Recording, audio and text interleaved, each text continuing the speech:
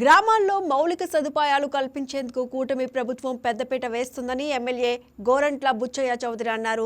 రాజమహేంద్రవరం రూరల్లో పర్యటించిన ఎమ్మెల్యే బుచ్చయ్య చౌదరి ఆర్ఎండ్బి శాఖ ఆధ్వర్యంలో కడియం నుండి జేగురుపాడు వరకు సీసీ రోడ్డు, కడియప్లంక నుంచి వీరవరం వయా పొట్టిలంక సీసీ రోడ్డుకు శంకుస్థాపన చేశారు.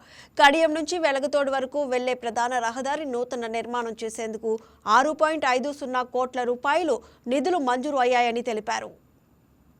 మనందరం కూడా బోర్ల మీద ఆధారపడి ఆ బోర్ల వల్ల ఆరోగ్యానికి మంచివి కాదు. దానికోసం గోదావరి నీళ్లు ధవళేశ్వరం దగ్గర నుంచి తీసుకొని శుద్ధి చేసే నీరు ఇంటింటికి ఉచితంగా పైప్ లైన్ వేసి ఇవ్వాలనే నిర్ణయంలో అది శాంక్షన్ చేస్తా ఉన్నాం. త్వరలోనే అది 100% వస్తుంది. అది కూడా త్వరలోనే మొదలుపెట్టి ఒక సంవత్సరంలో కంప్లీట్ చేసుకొని పుష్కరాల పేరుతో కొన్ని రోడ్లు అవుతాయి, కొన్ని పనులు అవుతాయి. ఆ పుష్కరాల గ్రాంట్లో మనం కంప్లీట్గా మండలం అంతా అభివృద్ధి చేసుకునేదానికి వీలవుతుంది. హౌసింగ్లో ప్రాబ్లం ఉంది కొంత. ఇప్పుడే ఒక సోదరుడు చెప్పాడు, గతంలో ఏదైతే కరెంటు బిల్లుల వల్ల మాకు సౌకర్యాలు ఇవ్వటం లేదండి అని. ఎందుకంటే ఏమైందంటే అన్నదమ్ములు 3 పోర్షన్లో ఉంటున్నారు.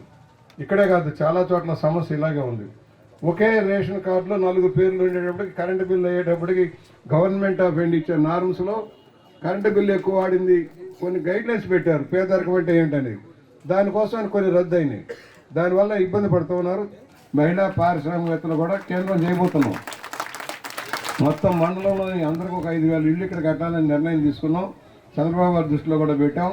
అది కోర్టులో ఉంది. కోర్టులో ఎవరో వెళ్ళి కౌలుదారు అని చెప్పి పెట్టారు, అది చల్లదు.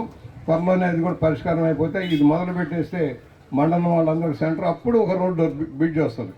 ఇవాళ మీరు అడిగినా గీ పెట్టినా ఆర్థికమైన ఇబ్బందులు ప్రసాద్ గారు మరొకరు ఏం చెప్పినా, ఎప్పుడైతే అది వచ్చిందో టౌన్షిప్ వచ్చిందో ఆ రోడ్డుని అనుసంధానంగా బ్రిడ్జ్ వస్తుంది. అది కూడా గమనంలోకి తీసుకోండి. మా ఇంటి ముందు ఒక బ్రిడ్జ్ కట్టండి అంటే అవ్వదు. ఇవాళ పొట్టిలంక బ్రిడ్జ్ శాంక్షన్ చేయించినట్టే లెక్క. ఇవాళ నిన్న క్లియరెన్స్ ఇచ్చాం. పొట్టిలంక 4 కోట్ల రూపాయలతో పొట్టిలంక కాలం మీద బ్రిడ్జ్ కడతా ఉన్నాం.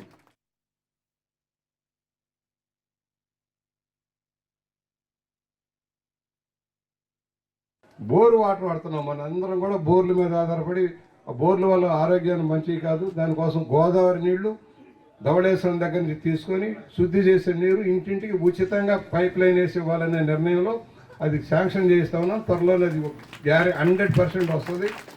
అది కూడా త్వరలోనే మొదలుపెట్టి ఒక సంవత్సరంలో కంప్లీట్ చేసుకొని పుష్కరాల పేరుతో కొన్ని రోడ్లు అవుతాయి, కొన్ని పనులు అవుతాయి. ఆ పుష్కరాల గ్రాంట్లో మనం కంప్లీట్గా మండలం అంతా అభివృద్ధి చేసుకునేదానికి వీలవుతుంది.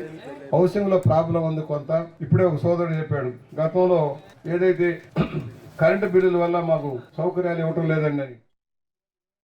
Please subscribe to YK TV Network. Please subscribe to YK TV. Please watch YK News. Don't forget to subscribe YK News channel.